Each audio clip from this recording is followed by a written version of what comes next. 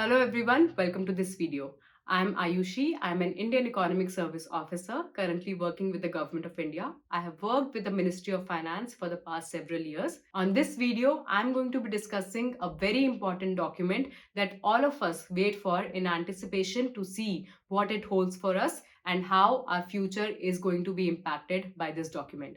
This is the annual budget. I'm going to be breaking down the different components of budget and talking about the important sections that you must look at in order to understand where the economy is, where is it heading, and what are the factors that influence the fall and the rise in the stock markets. Quick disclaimer, a lot of discussions have already started happening among people on the news channels about what you can expect from the budget, which is going to be presented on 1st of February 2022. This is not a video about that. I will not be doing any kind of sectoral analysis. I will not be talking about what you can expect from this budget. I will only be discussing which are the important documents that you must look at in order to understand where the economy is at present, where the economy is heading in the future, and what are the expectations which influence the stock markets. Finally, I will also be talking about my experience of working on the budget and also visiting the secret section where the budget is prepared. I will be discussing all these towards the end. Stay tuned till the very end of this video because it will give you good insights into how the budget is actually prepared for the country and its citizens. Just a quick background about the budget. So the budget document is prepared by the Ministry of Finance. There is a department called as Department of Economic Affairs, and there is a division under this department called as Budget Division, which is primarily responsible for preparing the budget. Now, a lot of other departments and divisions are also involved in the process. However, the major responsibility is with the budget division. Consultations for the preparation of the budget usually start a year earlier. Several rounds of discussions and negotiations and consultations are held with different representatives, with sector representatives, with industry experts, with the economists, and even the Aam Janta. A number of parameters are also looked at. For example, the revenue of the government, the expenditure of the government, the fiscal deficit, the debt borrowing, and so on and so forth. Based on all these different type of negotiations and stakeholder consultations, as well as of the situation where the economy is, the budget document is prepared. The budget document is usually a very lengthy document with several components to it. I will not be discussing all the components. I will be talking only about the major components that you as a common citizen must be aware of in order to understand what is happening in this economy. So the first part of the budget document is the budget speech. This is something which we might already be aware of because that is what we see on our TVs when the finance minister is presenting the budget in the parliament.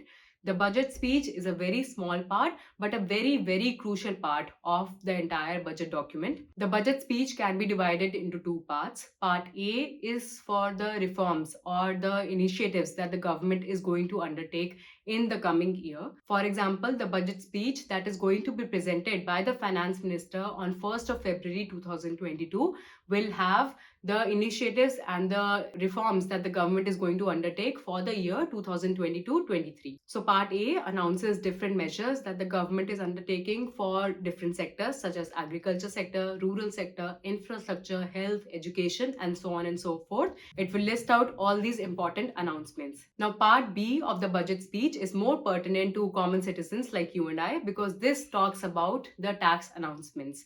The tax announcements or the tax breaks that the government is proposing for common citizens like personal income tax or for corporates and MSMEs such as the corporate tax, indirect taxes like GST, custom duty, and so on and so forth. All this is talked about in part B of the budget speech. So if you are a private individual or you are an MSME or you are running your own business, this is the part that you must read thoroughly. If you are a stock market investor or a mutual fund investor, then you must read the budget speech in entirety.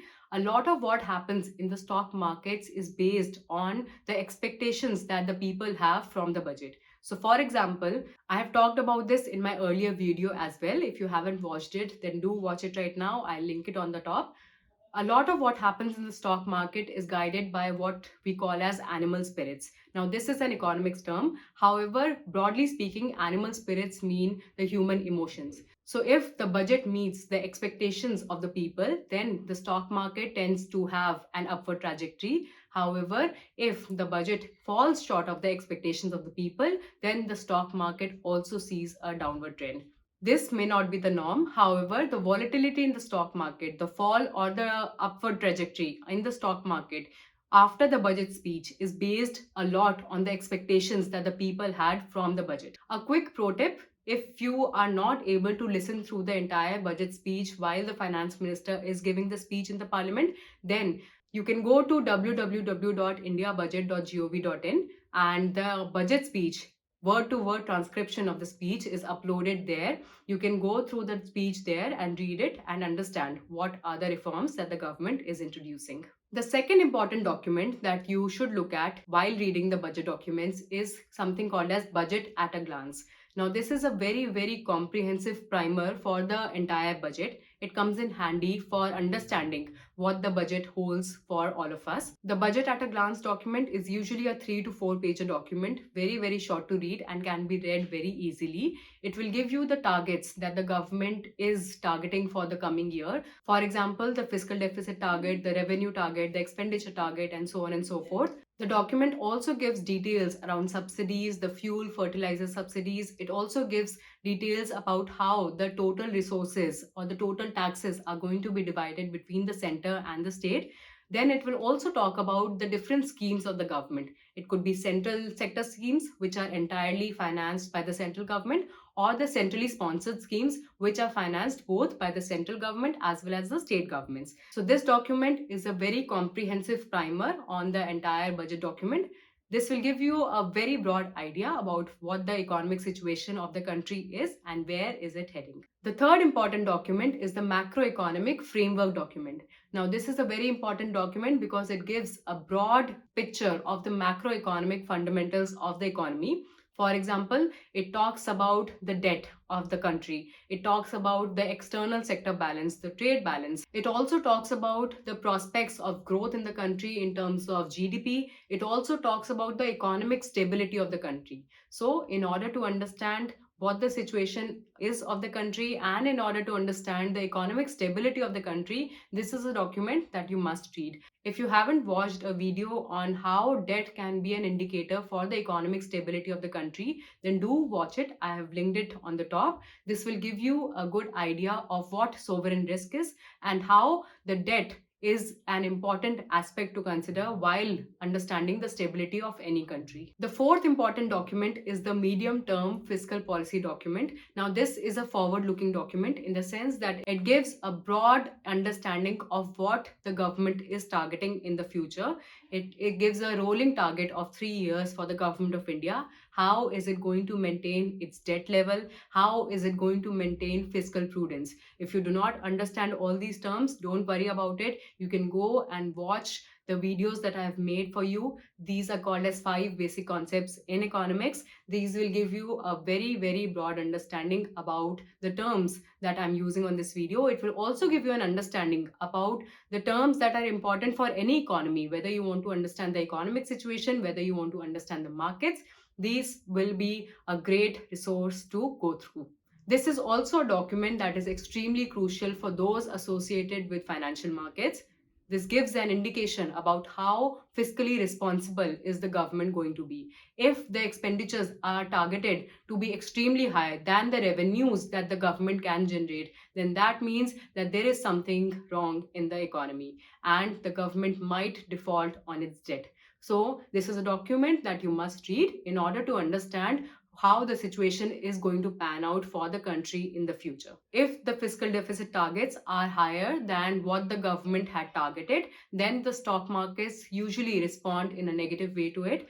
If the fiscal deficit targets are met or are even lower than what was targeted, then the stock markets usually respond in a very positive manner. The fifth point, and I've clubbed 2 documents here, though they are presented separately on the website, are the receipt budget and the expenditure budget.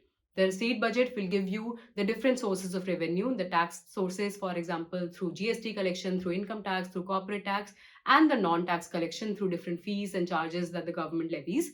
It will also give you the revenues collected through disinvestment, through privatization, and so on and so forth.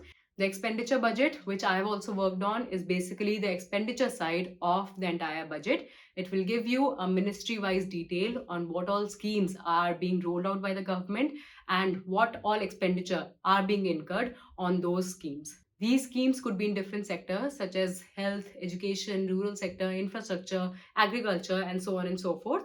And the expenditure budget will give a comprehensive detail on the expenditure being incurred on these schemes and other institutions that the government has constructed. And finally, the sixth document, though it was not a part of the original five that I had planned, however, I'm going to talk about it because it is a very, very important document, is the Output Outcome Monitoring Framework. This document was introduced very recently, just a few years back, and this document provides a detailed picture of the output and the outcomes for every scheme that the government is targeting. Now, while the schemes may be launched and we might be seeing expenditure on it, however, whether the scheme is a success or not cannot be deciphered unless and until we see that the schemes has actually brought in about any positive change. And the way to measure that change is through measuring the output and the outcome for different schemes. And this document talks about the targets for different schemes. I have also worked on this particular document, and this was a document which helped me gain access to the private section where the budget is prepared. So, talking about my experience of working on the budget, I have been fortunate enough to work on the expenditure budget year after year. I've also worked on the output outcome monitoring framework, or as we call it, OOMF in the ministry. Yes, the documents are very secret and they are prepared in a specific secret section which is devoted only for the preparation of the budget. There is high security for the outsiders as well as for the employees of the ministry, and nobody is allowed to enter that particular secret section. Those who are working on the budget have to stay within that section throughout the period of preparation as well as printing. And only when the printing is done, the budget speech is given out in the parliament, are these people allowed to come out of that particular section. So while I did not have to stay in that secret section the entire period, I visited the section in order to vet out some details regarding the expenditure budget as well as the output outcome monitoring framework. But it was a very, very good experience. First of all, it was a very unique experience. I had never anticipated that I will be visiting and I will be working on the most secret document of the country ever. Second, I could appreciate why budget is considered to be a secret document, because any kind of announcements that are made by the government can have a huge impact on the financial markets of the country. And hence, it is important to keep it under wraps, to keep it as a secret document, to not allow any kind of financial instability in the country. With this, I conclude my video on the budget 2022.